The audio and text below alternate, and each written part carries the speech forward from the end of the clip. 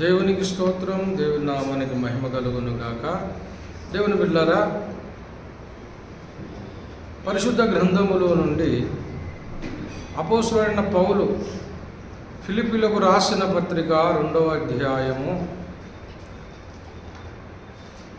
ఒక మాట చదువుదాము. 9-10 వచనాలు, 11 కూడా.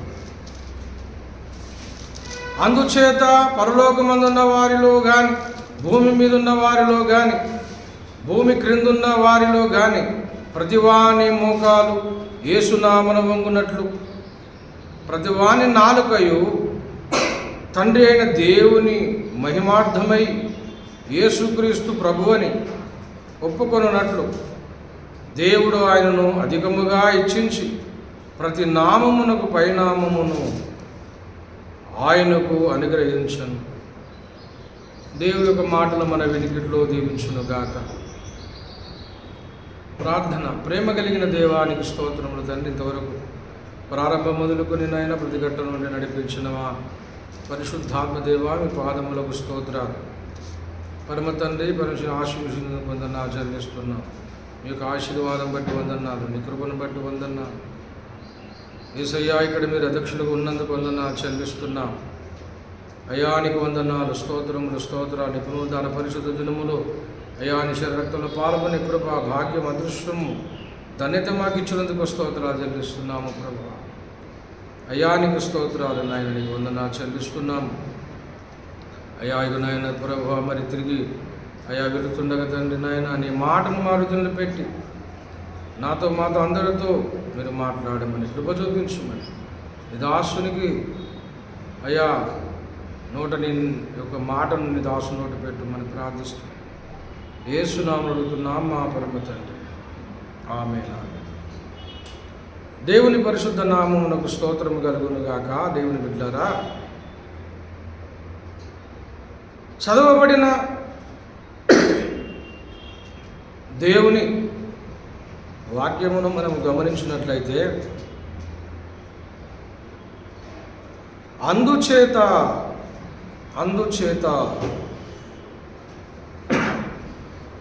అని చెబుతా ఉన్నాడు. అందుచేత అన్నాడు. అందుచేత అని అంటున్నాడు. దేవుని బిడ్డలారా, అందుచేత అంటే ఎందుకు? మరి పై వచనాలు మనము గమనించినట్లయితే, యేసు ప్రభుల వారు చూపిన ప్రేమ, ఆయన యొక్క తగ్గింపు,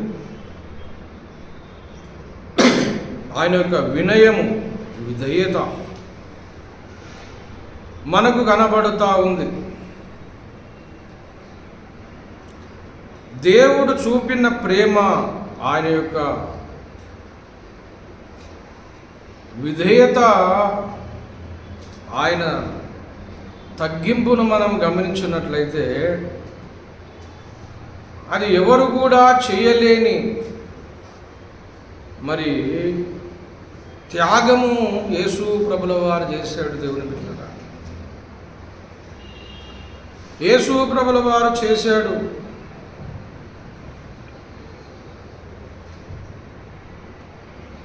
ఆయన మనసు మనము గమనించాలి. 5వ వచనం, క్రీస్తు యేసుకు కలిగిన ఈ మనసును మీరు కూడా కలిగి ఉండుడి అన్నాడు. క్రీస్తుకు కలిగిన మనసు మీరు కూడా కలిగి ఉండాలి. క్రీస్తుకు ఒక మనసు ఉంది.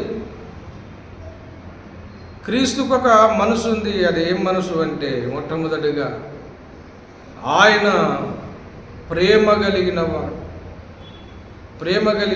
దేవుని బిడ్డ, ఆయన ప్రేమ కలిగిన వాడు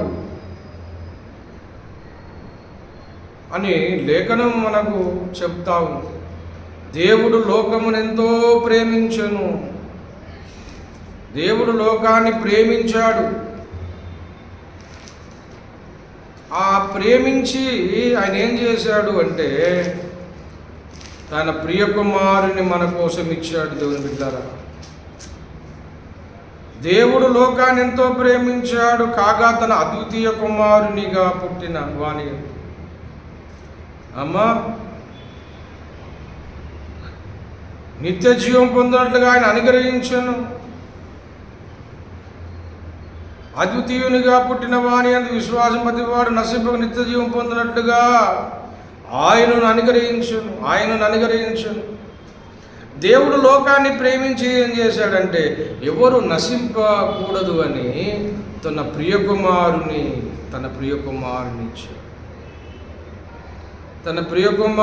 ఇచ్చాడు. ఆయన ఇచ్చుట్లో ఏమాత్రము కూడా ఆయన ఆలోచన చేయలేదు. రోమాపత్రిక 8వ అధ్యాయము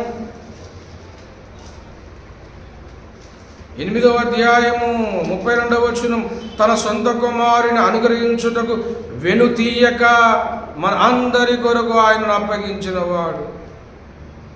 తన సొంత కుమారుని, ఏకైక కుమారుని మనకి ఇవ్వడానికి వెనక తీయలేదు. దేవుని బిడ్డారా, దేవుడు లోకమును ప్రేమించి తన ప్రియ కుమారుని ఇచ్చాడు, ఇవ్వడానికి వెనక తీయలేదు. ఇది దేవుని ప్రేమను సూచిస్తూ ఉంది. దేవుని ప్రేమను సూచిస్తూ ఉంది. దేవుడు తన ప్రియకుమారుని ఇచ్చాడు, ఏకైక కుమారుని, తన జనితైక కుమారుని దేవుడు లోకానికి ఇచ్చాడు, ఇయ్యడానికి వెనక తీయలేదు. లోకం నశించవద్దు, మానవాళి నాశనం కాకూడదని తన ప్రియకుమారుని ఇవ్వడానికి వెనక తీయలేదు. దేవుని బిడ్డ,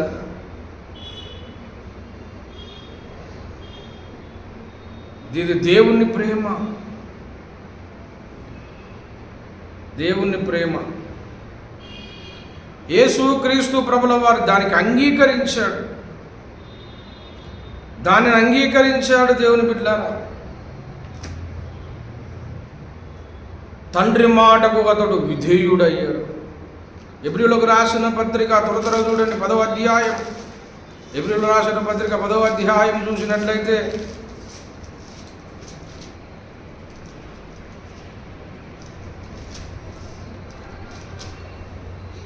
5వ వచనం నుండి 4:14, ఎడ్ల యొక్కయు మేకల యొక్క రక్తం పాపము తీసివేయుట అసాధ్యము. కాబట్టి ఆయన ఈ లోకమునకు ప్రవేశించినప్పుడు ఇలాగూ చెప్పుచున్నాడు, బలియు అర్పణ నువ్వు కోరలేదు కానీ నాకు ఒక శరీరం అమర్చితివి, పూర్ణ హోమములను పాప పరిహారార్థ బలులను నీకు ఇష్టమైనవి కావు.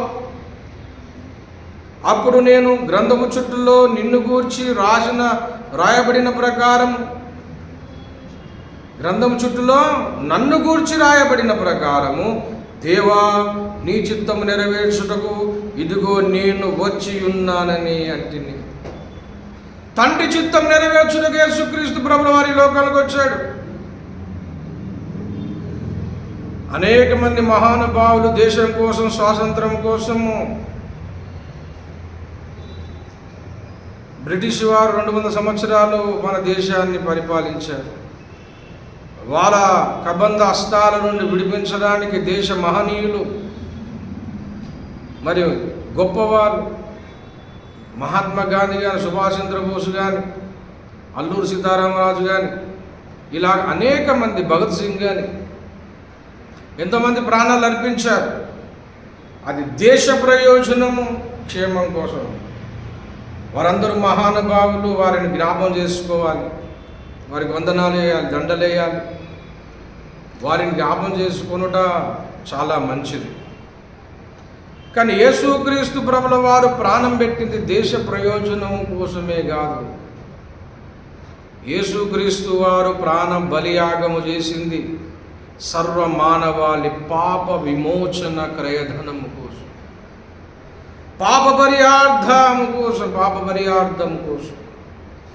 పాప పరిహారం కోసం యేసుక్రీస్తు ప్రభుల వారు తన ప్రాణమును బలిగా అర్పించాడు.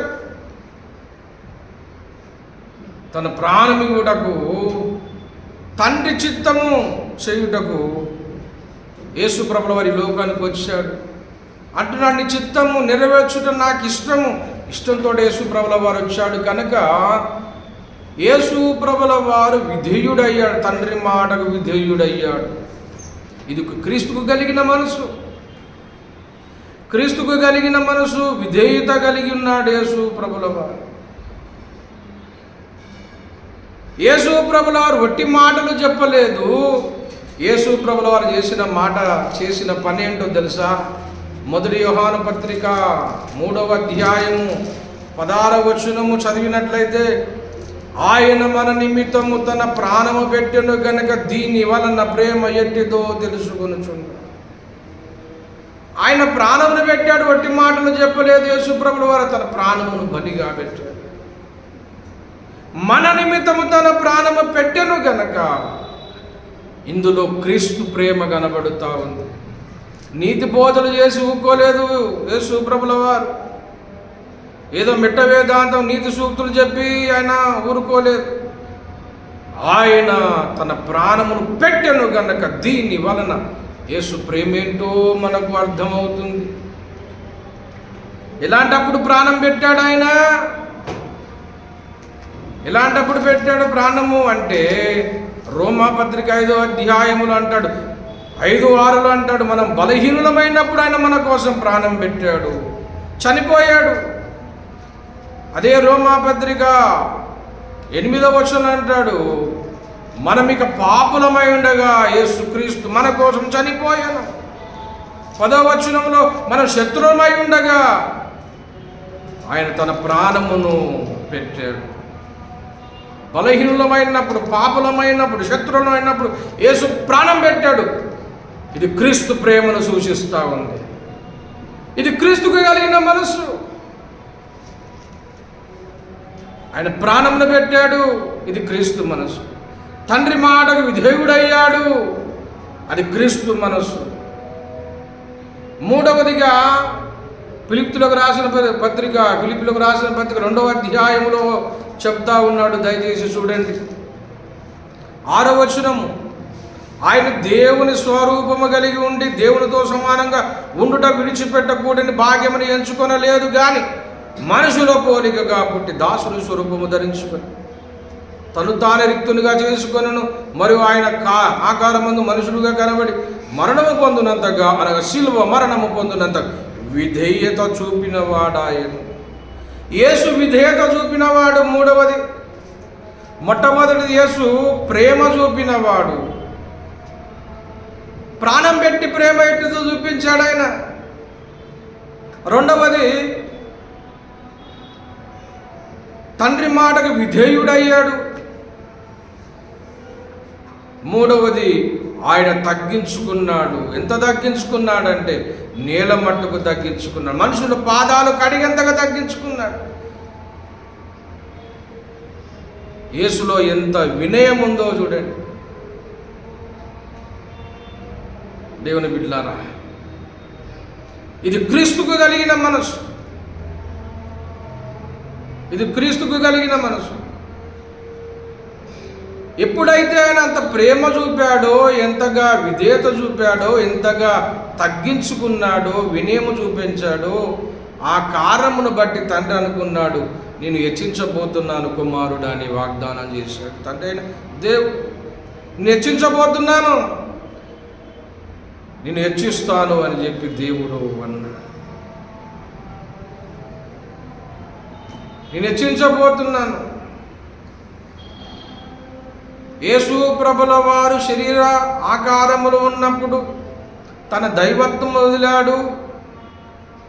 మనిషి రూపములో, మానవ రూపంలో జన్మించాడు, తన ప్రాణమును పెట్టాడు, దైవత్వం వదిలాడు.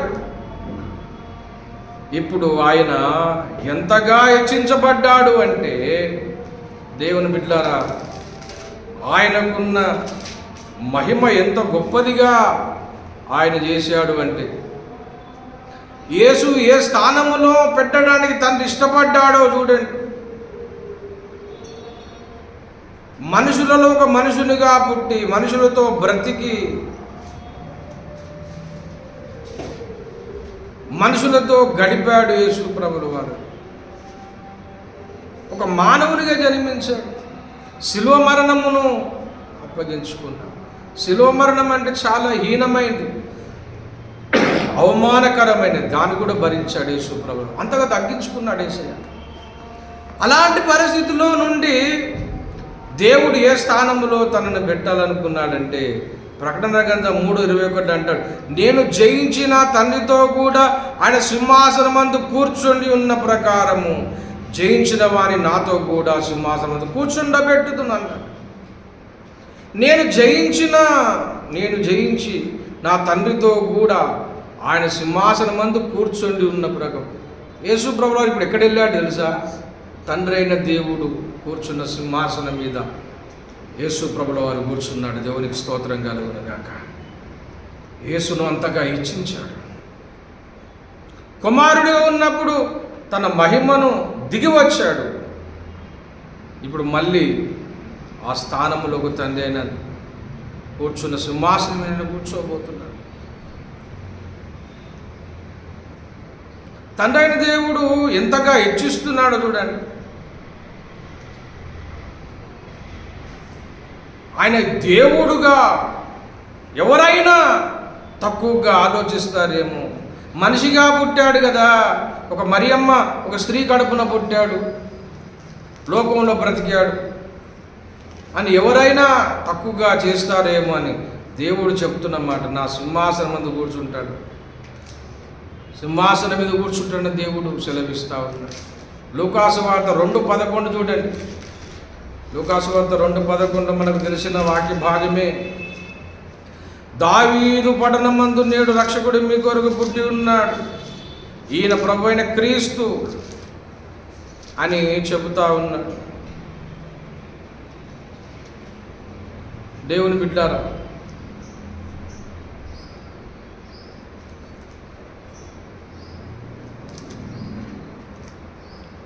ఆయన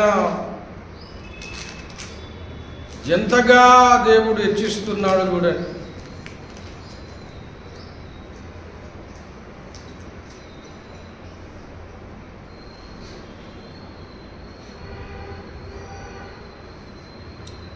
ఎంతగా హెచ్చించాడో చూడండి దయచేసి. గొప్ప మహిమను ఆయనకి ఇస్తున్నాడు, గొప్ప మహిమను ఆయనకి ఇచ్చాడు. దేవుని బిడ్డలారా, ఇలాగున చేస్తూ యేసు ప్రభుల వారు ఆయన మహిమను మనము చూడడానికి ఇక్కడ తండ్రి దేవుడు మనకు కనపరుస్తూ ఉన్నాడు. దేవుని బిడ్డలారా, దేవుడు యేసు ప్రభుల వారిని ఉన్నతముగా హెచ్చించి దేవునిగా ఆయన ఆరాధన మహిమలకు పాత్రుడుగా చేశాడు, మహిమకు పాత్రుడుగా చేశాడు. దేవుని బిడ్డలారా, ఈనాడు చాలామంది అనేకులు యేసు ప్రభుల వారి తక్కువగా చూస్తూ ఉన్నారు. ఆనాడు చూశారు, ఈనాడు చూశారు.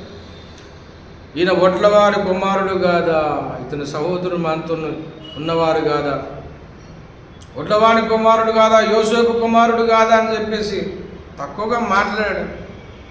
అంటే యేసు ప్రభుల వారు అంతగా ఆయన తను తాను తగ్గించుకున్నాడు.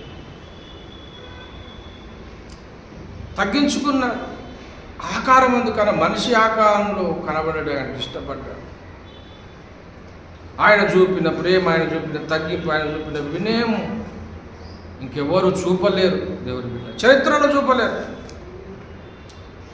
అలాంటి యేసు ప్రభుల వారిని ఎంతోమంది తోలనాడారు, దూషించారు, ద్వేషించారు, ఆయన తక్కువ చేసి మాట్లాడారు. ఈనాడు కూడా అనేక మంది యేసు ప్రభువు తక్కువగా మాట్లాడుతూ ఉన్నారు. దేవా దేవా నా దేవా నా దేవా నా రక్షింపు అని యేసు ఏడ్చాడని హేళన చేస్తూ ఉన్నారు. 3 మేకులు పీక్కోలేడని చెప్పి హేళన చేస్తూ ఉన్నారు యేసు ప్రభుల వారి.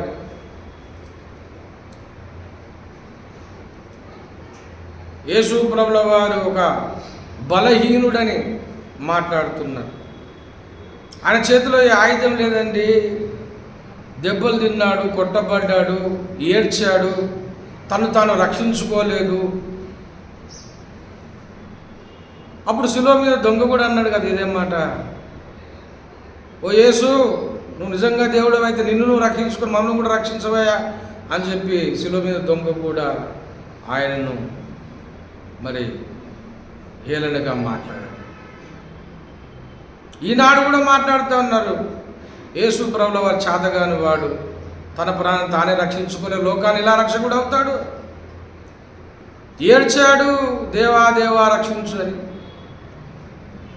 అని అనేక రకాలుగా ఈనాడు యేసు ప్రభుల వారిని బలహీనుడని, చేతగాని వాడని అంటా ఉన్నారు. దేవుని బిడ్డలారా, ఒక దినం రాబోతుంది, ఆయన చేతగాని వాడి వలె బలహీనుడుగా ఎప్పటి వరకు కనబడ్డాడు తెలుసా? 3 దినములు మాత్రమే. సిలువ వేయబడిన రోజు, మనసడి రోజు ఆయన చేతగాని వాడి వలె కనబడ్డాడు.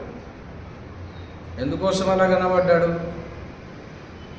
సర్వమానవాళి రక్షణ కోసము తను తనంతగా తగ్గించుకున్నాడు. లోక పాపములు ఆయన మీద భరించాడు. నోరు తెరవలేదు, ప్రేమ చూపించాడు, బదులు మాట్లాడలేదు. మన పాపముల కోసం ఆయన వధింపబడ్డాడు, నలుగుగొట్టబడ్డాడు. దూషింపబడి కూడా మళ్ళీ ఎదురు దూషించలేదు. ఎన్నో హింసలు పొందాడు యేసు ప్రభుల వారు. అదంతా మానవాళి రక్షణ కోసం ఆయన చేసిన త్యాగము, ప్రేమ, తగ్గింపు.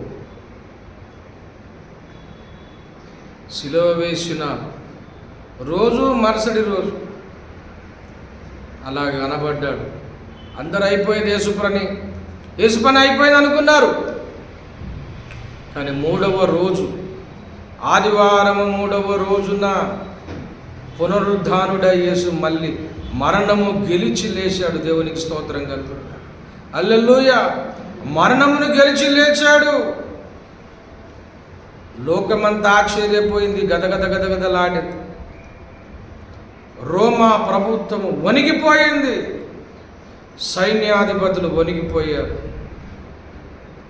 యేసు లేచాడు. దేవుని బిడ్డలారా, ఈనాడు ప్రపంచమంతా ఆ యేసును కొనియాడుతుంది, ఘనపరుస్తుంది, ఆయనను మహిమపరుస్తుంది. మనం చదివిన మూల వాక్యములో ప్రతి వాని నాలుక ఆయన ప్రభువు అని ఒప్పుకొనును అని చెప్తాం. అందుచేత అనగా ఎందుచేత? యేసు ప్రభుల వారు చూపిన ప్రేమ, ఆ వినయము, తగ్గింపు ఆయన చూపాడు. చూడు, లోకానికి కనబడ్డాడు చూడు ఆయన. దాని ఫలితమే ఈనాడు యేసుకు మహిమ వచ్చింది. యేసుకు మహిమ ఎప్పుడు వచ్చింది? సిలువ వేయబడక మునుపు కాదు, సిలువ వేయబడిన తర్వాతనే యేసుకు మహిమ వచ్చింది. సిలువ వేయబడిన తర్వాత మహిమ వచ్చింది యేసుకు. అప్పుడు అంటున్నాడు, అందుచేత పరలోకమందు కానీ, భూమి మీద కానీ, భూమి క్రింద కానీ,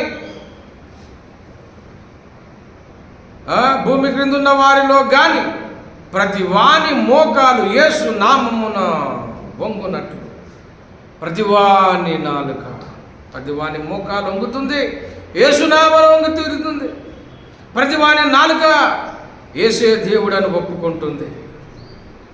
దేవుడు ఆయనను అధికముగా హెచ్చించి ప్రతి వాని నామమునకు పైనామం యేసుకు కలుగుతుంది. దేవుడి బిడ్డలారా, ఈనాడు అన్ని నామముల కంటే పైనామం యేసు నామము. అన్ని నామముల కంటే పైనామం యేసయ్య నామము రుజువైపోయింది, కాదనలేని చరిత్ర. యేసు అందరికీ ఆ రోజున చాలా చాలా బలహీనుడిగా కనబడ్డాడు, చేతగానిగా కనబడ్డాడు. అనేక అవమానాలు భరించాడు. అది కొద్ది కాలం మాత్రమే. 3వ దినం యేసు లేచాడండి. తెలిసిపోయింది ప్రపంచానికి, ఇక ఆయనకు సమానులు ఎవరు లేరని, ఆయన దేవుడని, ప్రతి వాని మోకాలు వంగుతుంది, ప్రతి నాలుక ఒప్పుకుంటుంది. దేవునికి స్తోత్రం కలుగును గాక. హల్లెలూయా. దేవునికి స్తోత్రం. హల్లెలూయా. ఈ లోక దేవతలన్నీ ఆయన ముందరా, ఈ లోక దేవతలన్నీ ఆయన ముందరా సాగిలపడి నమస్కరించి గడగడలాడును, సాగిలపడి నమస్కరించి గడగడలాడును. వంగని మోకాలన్నీ, వంగని మోకాలన్నీ యేసయ్యా యేసుగా వంగిపోవును, యేసయ్యా యేసుగా వంగిపోవును. యేసు రాజుగా నిలుచుచున్నాడు, లోకమంతా తెలుసుకుంటారు. యేసు రాజుగా నిలుచుచున్నాడు.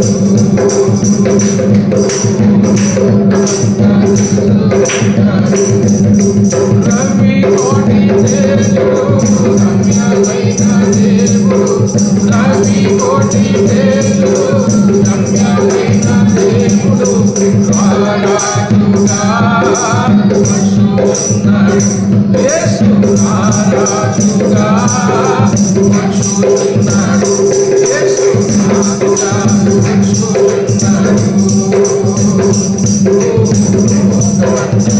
వచ్చుచున్నాడు.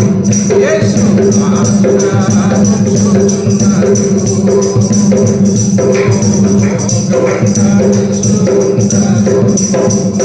హల్లెలూయా. ఈ లోక దేవతలన్నీ ఆయన ముంద సాగిలపడి నమస్కారము చేసి నీవే దేవుడవనే రోజు అతి త్వరలో రాబోతుంది. అన్ని నామముల కంటే పై నామం హెచ్చించాడు. ఆకాశమందుకు భూమి మీద, భూమి కింద ఉన్న ప్రతి నామం పైన పైనామం యేసయ్య నామం. ఎవరు కాదంటారు? అయిపోయింది అంతా, ప్రపంచాన్ని తెలిసిపోయింది బాబు. మీ అబద్ధాలు, మీ మోసాలు, మీ మేకపోతు గాంభీర్యం అంతా కూడా కథ సమాప్తం అయిపోతుంది. అతి త్వరలో యేసు రాబోతున్నాడు. యేసు నామమున్న మోకాలు వంగాల్సిందే, యేసే దేవుడని ఒప్పుకోవాల్సిందే. అంత గొప్ప దేవుని ఆరాధించడానికి మనం వచ్చాము కనుక అక్కడ అంటాడు 13వ అధ్యాయం 13వ వచనములో అక్కడ చెప్తున్నాడు దేవుని బిడ్డలారా, కాగా 12వ వచనం, కాగా నా ప్రియులారా మీరు ఎల్లప్పుడు విధేయులైన ప్రకారం నా ఎదుట ఉన్నప్పుడు మాత్రమే కాక మరి ఎక్కువ నేను మీతో లేని ఈ కాలమందు ఉన్న భయముతో వణుకుతో మీ సొంత రక్షణను కాపాడుకొనుడు అన్నాడు. కాగా అంటున్నాడు. ఎందుకు కాగా అంటే అన్ని నామముల కంటే పైనామం యేసుది బాబు. కనుక యేసును వదలొద్దు, యేసును విలువద్దు. ఎన్ని శ్రమలు అవమానాలు వచ్చినా యేసును వదలొద్దు. యేసే నిజమైన దేవుడు, శక్తిమంతుడై ఉన్నాడు, రారాజై ఉన్నాడు, దేవుళ్లకు పైగా ఆయన హెచ్చింపు కలిగిన వాడై ఉన్నాడు. ఆయన నిజమైన శక్తి దేవుడై ఉన్నాడు కనుక ఆయనను వదలొద్దు, ఆయనకు నమ్మకంగా ఉండండి అని చెప్తున్నాడు. దేవుని బిడ్డలారా, మనము కూడా యేసు చూపిన ప్రేమ, వినయ విధేయతలు వలె కలిగి ఉండాలి. ఆయన చూపిన ప్రేమ, ఆయన తగ్గించుకున్నట్లుగా, ఆయన విధేయత చూపినట్లుగా మనం ఉండాలి. ఎందుకు? అలా ఉన్నాడు కాబట్టి యేసును దేవుడు హెచ్చించాడు. అందరూ కూడా ఆయన నామమున మొక్కబోతున్నారు, ఆయన నామమున ఒప్పుకుంటున్నారు, ఆయన నామం మోకాలంగు రోజు వచ్చేసింది. అంత గొప్ప దేవుని ఆరాధించడానికి వచ్చినాం, అంత దేవుని వెంబడిస్తున్నాం. మనం ఆయనకు నమ్మకంగా ఉండాలని తన సంఘమునకు అపోస్తలుడైన పౌలు చెప్తా ఉన్నాడు. కనుక దినమున మనం సంతోషిద్దాం, ధైర్యం తెచ్చుకుందాం. ఎన్ని అవమానాలు వచ్చినా మనం వెనుకడుగు వేయొద్దు.